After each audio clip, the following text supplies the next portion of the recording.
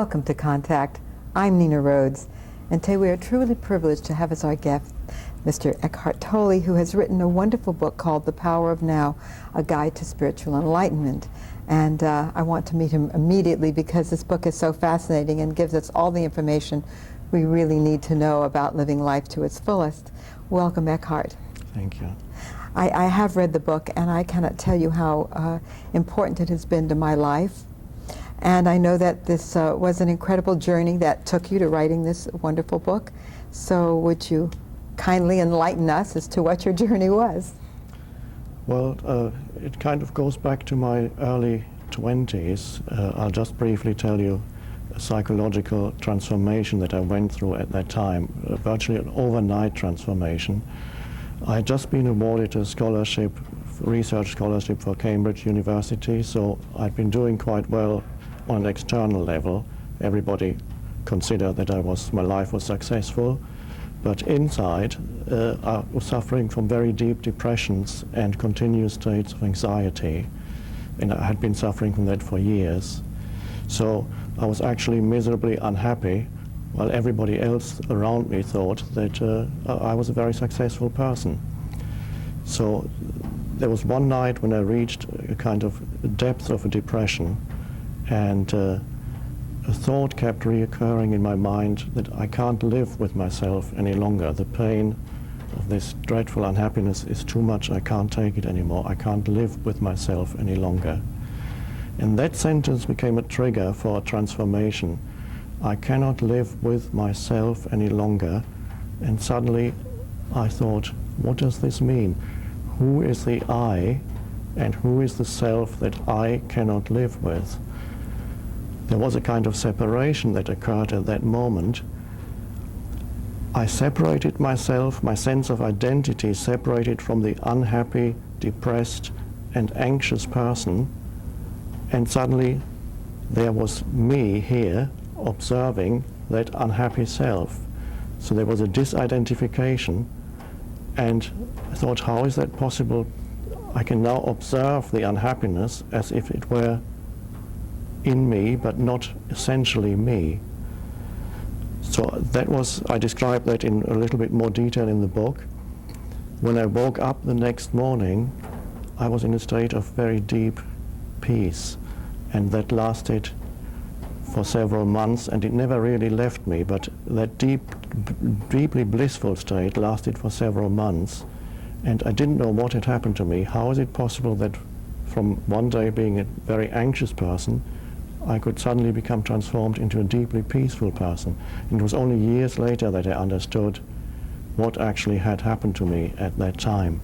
So in a way... What was it? It's a realization that the suffering me is ultimately a fiction of the mind. I had created a mental fiction that I believed in and identified with. You could call it the ego. And through the pressure of suffering, I separated from that fiction. And when I separated from that fiction, it collapsed as if a plug had been pulled out of an inflatable toy, because it ultimately wasn't real. I realized then that the suffering self wasn't ultimately real. It was a fiction. And in a way, that's also the basis of the book. And when I later started to work with people, very often people came to me who were in some kind of suffering, some form of pain. And what I'm trying to convey and teach is that it is possible to live free of suffering, to go beyond suffering. Well, what the expression that I'm really fond of is, instead of saying I am upset, because the Yes. I am is self, Yes. saying I'm having an upset. Yes. Or I am angry, I'm experiencing anger. Of course, you wouldn't say that I'm experiencing anger, but to say I am upset or I am sick, Yes. is really sort of embedding that That's into right. yourself, where you say, I'm having an upset. Well, if you have something, you can give it away. That's right. So it's already progress if from saying I am angry or I am upset, you say there is anger in me or there is upset in me. You have already separated your essential identity from the emotional state. Mm-hmm. So you are no longer reinforcing the emotional state through your identification. So that's Exactly. that's the beginning of inner transformation. It's that separation from the passing mental or emotional state. Oh, that's such a wonderful time in life when suddenly you realize that you don't have to be the victim of your thoughts. Yes. That you can shut those off just through the power of being in the now and understanding what you have written in this book. Now, Yes. the word enlightenment has been tossed about in so many different expressions, meanings, philosophies. Could you explain to us what the book embraces with The Power of Now, A Guide to Spiritual Enlightenment? What is enlightenment? Well, as you say, the word has been used a lot of times and people attribute different meanings to it. But the word enlightenment essentially comes from the East, originally from Buddhism. It points to a radical psychological transformation. But it's not confined to the East. It also exists in other ancient religions. The term salvation in Christianity, I believe, is really another form of the Buddhist enlightenment, or the term liberation in Hinduism is really just another way of pointing to the same thing. So they all point to the possibility of a radical inner transformation. And before we look at that, we need to realize that urgent need in the human psyche, the personal psyche and the collective psyche, for a radical psychological transformation. All the ancient religions recognize that there is something wrong with human beings. Despite the ingenuity of the human mind, there seems to be some essential flaw which causes humans to go into suffering, to create suffering and pain for themselves and for others. And the ancient religions have given different names to that essential flaw. So Buddhism, for example, calls it suffering. One of the characteristics of human existence, Buddhism says, is suffering. Hinduism says humans are in a state of delusion. There's the veil of Maya. We do not perceive things clearly. We see them as through a veil. So we are deluded. Christianity says there is an original state of sin that humans are in. So if you look at the deeper structure underlying all those terms, what it's really saying is there's something not right. Something seems to have gone wrong. But all the religions also say there is a path, there is a way of reversing this. So there's the bad news, which all religions agree on, and there's the good news, which also all religions agree on. And do they agree in the process that it would take to create this so-called enlightenment? Because we do live, and I know this just in everyday life, people live in a state of victimhood. Yes. Essentially, yes, the process is the same. Sometimes the names and the terminology differs, but the essential process is the same. And really what it starts with is to disidentify from the thinking mind. Now, this for some people may be a new thing, because most people are totally identified with their thought processes. So they are kind of trapped in their mind, and most people never or almost never experience a gap in the stream of mind. So the mind is like a river that pulls you along, and another way of describing it is to say that it's almost as if somebody had built a noise machine into your head. It would be a fiendish thing to do. Imagine some demon builds a noise machine into your head and it doesn't have a switch off button. Oh, it's so true. It's that constant inner dialogue that you feel that, well, you know, can I quiet my mind? And the native cultures have a saying that it's a trickster.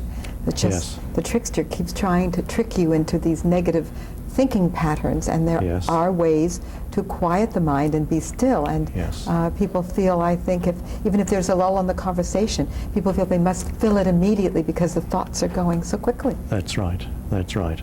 So there is a way, and in a way the first step is to stand back inside yourself, take one step back and observe what the mind does. So you become the observer of your mind. That's a very essential step. And then you'll find that there are certain patterns that occur again and again, thought patterns, often negative ones, They're like old gramophone records that perhaps have been playing in your mind for years. So you take a step back and say, oh, there's my mind. There, I can observe the thoughts that go through my mind. So your sense of identity shifts from being the thought to being the observer of your thoughts, sometimes called the witness. So you are witnessing all the thoughts that go through your mind. And that's a very essential shift in identity. In a way you withdraw more deeply into yourself from where you observe the flow of mind, the flow of thinking. Now, in the flow of mind and witnessing your thoughts, is this without judgment, without editing it, saying, oh, I don't want to think that, yes, or whatever? So it's done without judgment and without editing what the thought flow is. That's a very good point, because the moment you judge what you're observing, that's the mind again. Yes. So it's only when you're free of judgment and you're almost like a mirror that just shows you what the mind is doing. You're not taking any position and say, I like that or I don't like that. You allow the thoughts to be. But if you allow the thoughts to be, they lose their energy because you're no longer feeding them energy through your identification. It's when you're totally identified that all the thoughts actually feed on you, on your life energy. Yes.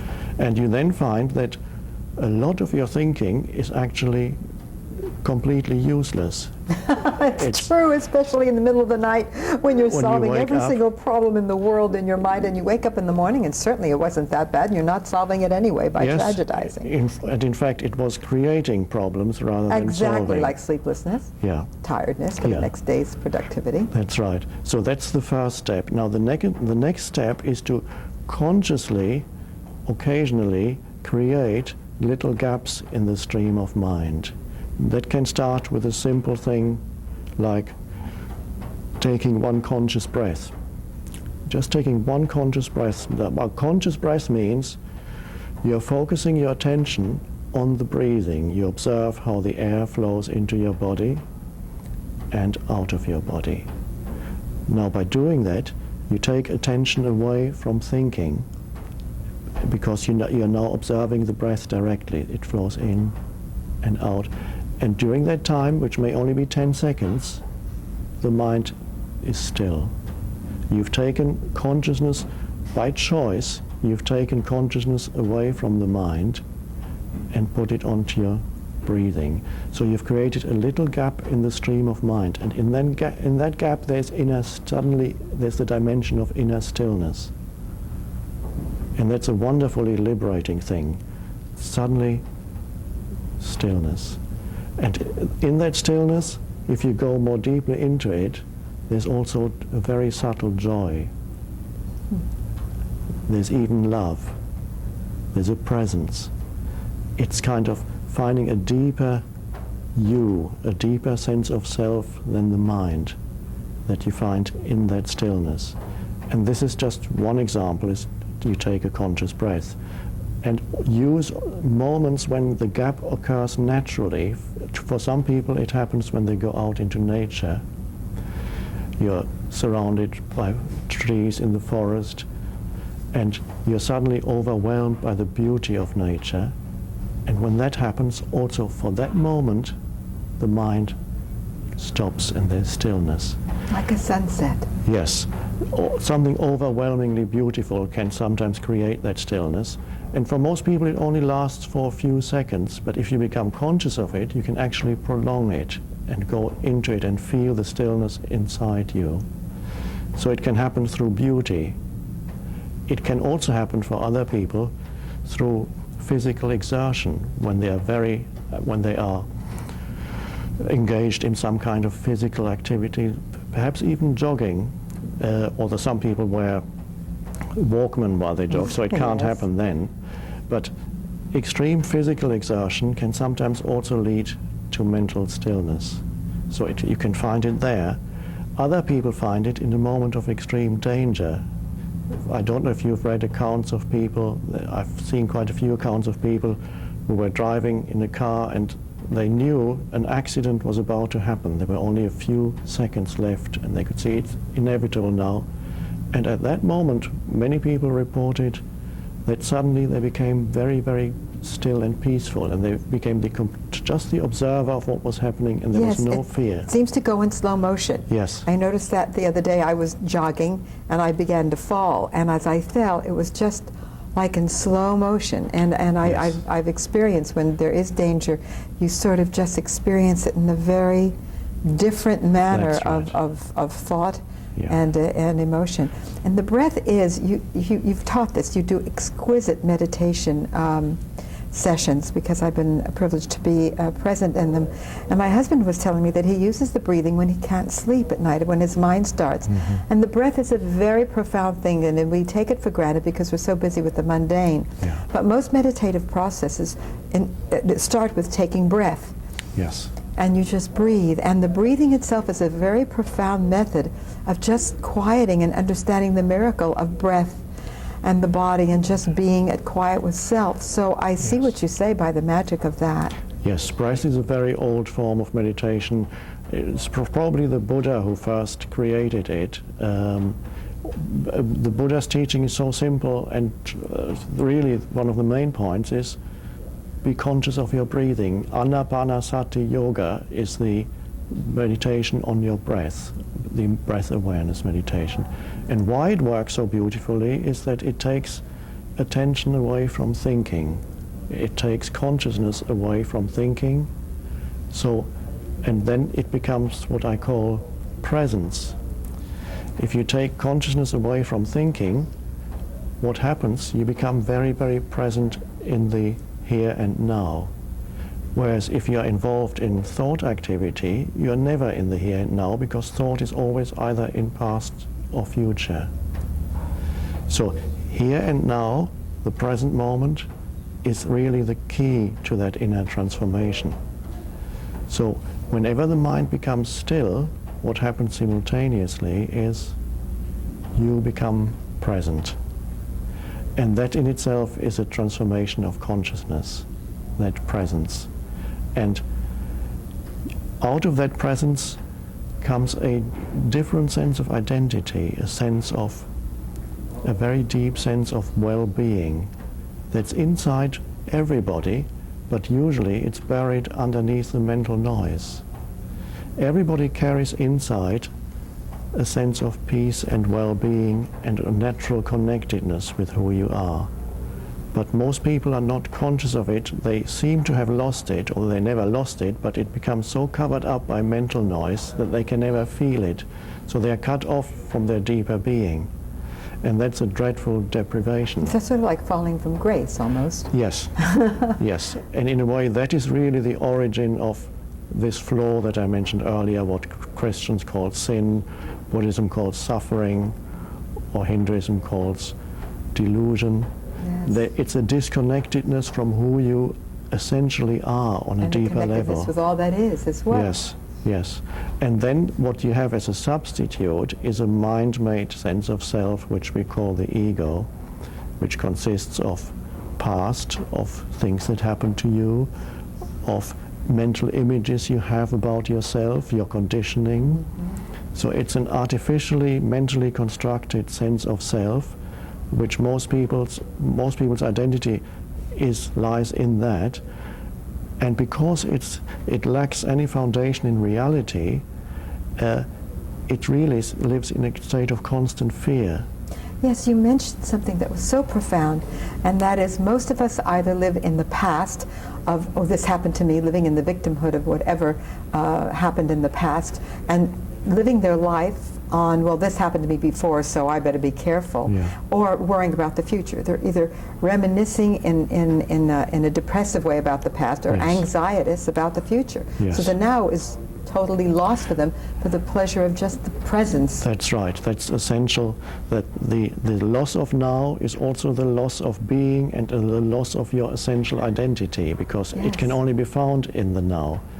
So when people come from the artificially generated sense of self that we call ego, which is mind-made and consists of images of who you are, which you need to defend and feed constantly, and that creates constant fear. So you are never fully present here and now in this moment. So the now, for most people, is never or very rarely acknowledged, and all it is really is a means to an end. It becomes reduced to a means to an end because everybody is striving to get to some future moment which promises to give them what they want. So they're always reaching out to the next moment.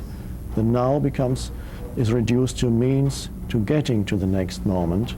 So it's never really paid any attention to, except as that means. Or even fear of getting to the next moment.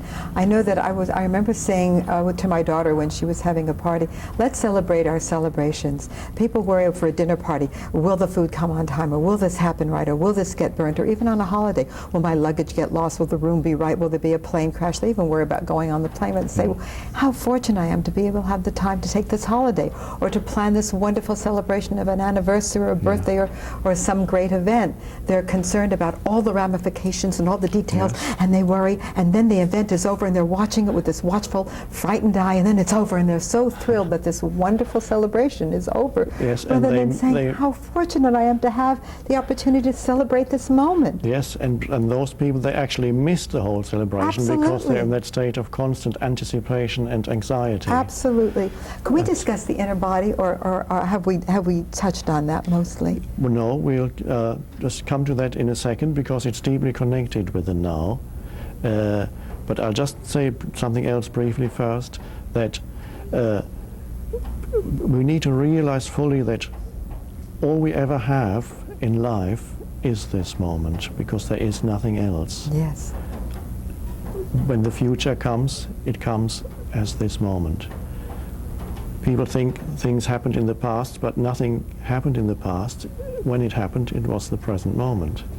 It cannot happen at any other time. So you cannot feel, experience, do, or think anything ever that is not this moment. This moment is your life. That's all there is. Yes. And we get conditioned at an early age to miss it. Already at school, it's constantly preparation for something else. It's a constant looking to some future moment. So it's a deep, very deep-seated conditioning of ignoring the present moment. And ironically, speaking of present moments, we only have about 4 minutes left. So being in the present moment, now we have to think about the future. Yes. Because you have so much to talk about. I do want to say one thing, though, before we continue with the inner body, is that the power of now, and I'm going to show this to our viewing audience, is a wonderful book that is one of the best sellers now of Banyan Books, and this can be purchased at Banyan Books, also at the Greenhouse Books, and that's in the Denman Mall. And for your meditation centers, which truly I have to say are life-changing and actually exemplifying what you're talking about, being in the now, and you walk away with such a great feeling of peace. And the number to contact you about the book, and I understand you're getting tons of email from people that have read the book and are and just enjoy over it. So the number is 224-3179, and I'll repeat it, 224-3179, for people who want to partake in this great gift that you have to offer. So with 3 minutes left, and Namaste Publishing is the name of the company. And what is Namaste? It's hard to translate, but it means approximately, I greet the spirit within you. I greet the spirit within you. That's a Mayan greeting as well. And so the inner body. The inner body, now, because the mind is so active continuously and continuously tries to take you away from the now, we need some kind of anchor so that we can focus our attention in the now. And by inner body, I mean having some of your attention in the inner energy field of the body, to actually feel the life energy in the body, in your hands. There's life in there, in your feet, in your legs, in the totality of your body, to focus attention on that and feel that as much as you can. When you're alone, you can practice it. Take attention away from thinking, feel you're alive, and you can actually feel the life that courses through the body. And that can become a very powerful anchor for staying present, if you can feel the life that you are, the invisible life that animates the body. The chi energy. Yes, you can call it chi. Have some attention in that, even when you're listening to somebody talking or when you're waiting somewhere, feel the inner body that keeps you present in the now, and the mind can't easily take you away from that. Your aliveness. We need to wrap with a message, and I know that you must have something to say to the people that is a sort of an ending to this. Well, I would say, make the present moment your friend, not your enemy. Be friendly with it, and then you will see how life becomes friendly towards you, because the present moment is life. If you make friends with the present moment and always say yes to whatever is, life becomes friendly towards you, because life always shows you the face that you show it. It's always a mirror. Yes, and indeed it is. Yeah. And I look at your face, and I must tell you, I see such a great deal of peace and such a great deal of joy, and I am so pleased that you came to write this book and teach us of the power of living in the now, and indeed it is a very enlightening process, and I find myself using it all the time, and it helps with creativity and productivity in life, and truly celebrating your celebrations. Yes. And so, thank you for coming. Thank you. And thank you for watching Contact. I'm Nina Rhodes. Until the next time, please take care.